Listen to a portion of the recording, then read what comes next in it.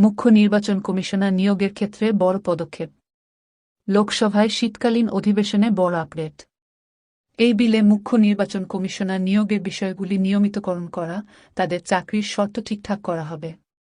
তবে এটা অন্যান্য নির্বাচন কমিশনার নিয়োগের ক্ষেত্রেও প্রযোজ্য হবে বলে খবর। গত 10 অগস্ট এই বিলটা সংসদে পেশ করা হয়েছিল।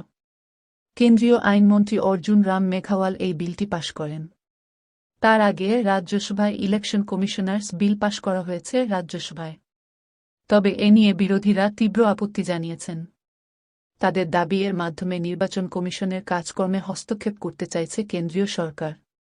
এই বিলের মুখ্য বিষয়গুলি হল ইলেকশন কমিশন অ্যাক্ট 1991 এর জায়গায় নতুন বিল আনা। এই নতুন বিলে নির্বাচন কমিশনার নিয়োগ, তাদের বেতন, অপসারণ সংক্রান্ত ব্যাপারগুলি থাকবে। শুধু মুখ্য নির্বাচন কমিশনার নয়, অন্যান্য নির্বাচন কমিশনার সংক্রান্ত ব্যাপারগুলিও এর মধ্যে থাকবে। সেখানে বলা হয়েছে, রাষ্ট্রপতি মুখ্য নির্বাচন কমিশনার ও নির্বাচন কমিশনারদের নিয়োগ করবেন সিলেকশন কমিটির সুপারিশের ভিত্তিতে।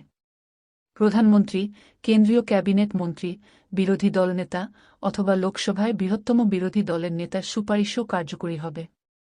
পূর্ণাঙ্গ কমিটি না থাকলেও এই কমিটির সুপারিশ প্রযোজ্য হবে।